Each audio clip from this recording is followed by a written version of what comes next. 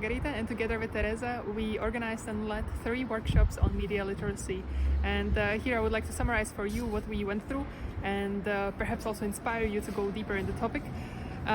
Each of the workshops was about 2 hours long, and if you are interested, we also recorded them, so feel free to go on YouTube. I believe the link is provided somewhere around here.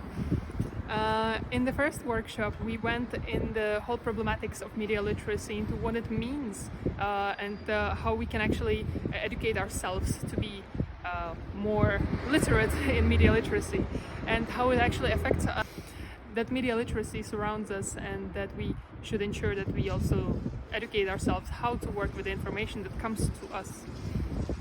And we've also discussed what kind of steps we can take to be more resilient towards disinformation. And then in the other workshop that was a part of the series, we discussed exact steps, what we can do and how we can actually inform our international students, and how it can be better for them as well, and what we can do for them in this topic, and should we educate them, should we not, how we should educate them. This is what we covered. Feel free to check the recording.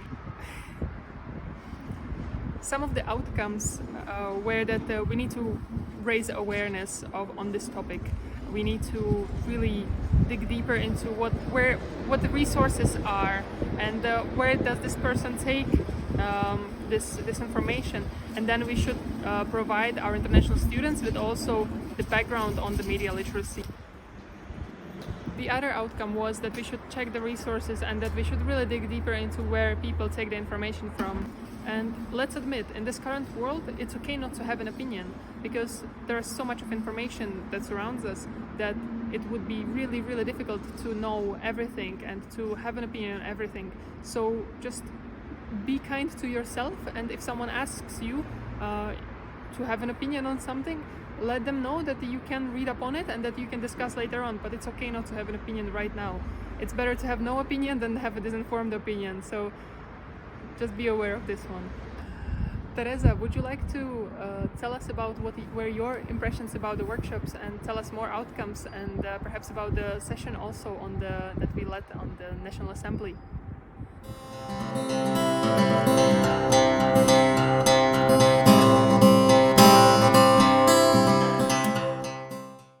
Well, I feel really excited and grateful about the whole course, because I really feel that we left a mark with this, because the participants left motivated and ready to first learn more in the field of media literacy, and then to spread awareness, for example, about the critical thinking when receiving an information.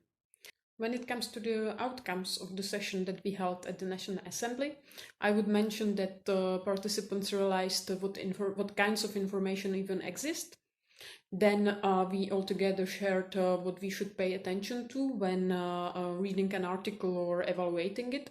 So, for example, we should be able to find more information about the author's background and the relevance between him and the topic. Or we should also be able to check the resources that the article refers to, and these sources should be trustful and serious ones.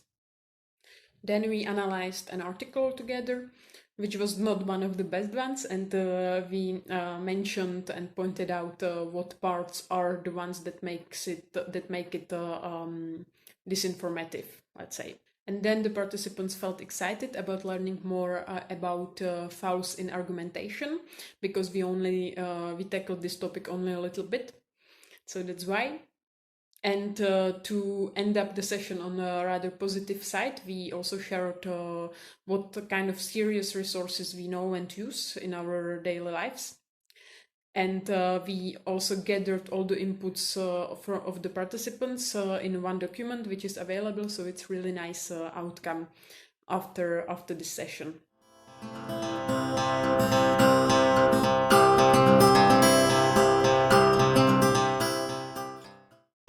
My name is Naomi, and I'm one of the people that took part in the first media literacy workshop. It was very inspiring. I got to hear a lot of different points of view and share mine as well. And some of the key takeaways for me were how much our biases shape the way we look at information and how we consume it, and whether or not we question it. Then, also how much media, social media in particular, but media in general, shapes our lives, and sometimes it's even in ways that we don't realize. And lastly, how to spot disinformation and what a reliable source should include. And I'm really looking forward to sharing all this new knowledge with my ESN section and our Erasmus students, and being able to make sure that the information I share with them is reliable and not fake news.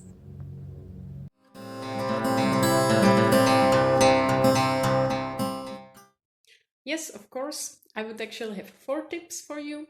First one would be to think twice before you accept an information. Second one would be to educate yourself in the field of media literacy. Third one would be to spread it and to share this information with your friends, family, at your work, wherever you find it important. And the fourth one would be to watch our recordings from the workshops. Hopefully you will enjoy them and you will find some inspiration there. I would also like to thank the Academy of Media Literacy for the grant support and Erasmus Student Network Czech Republic, because we could organize this workshop thanks to their support. Thank you very much.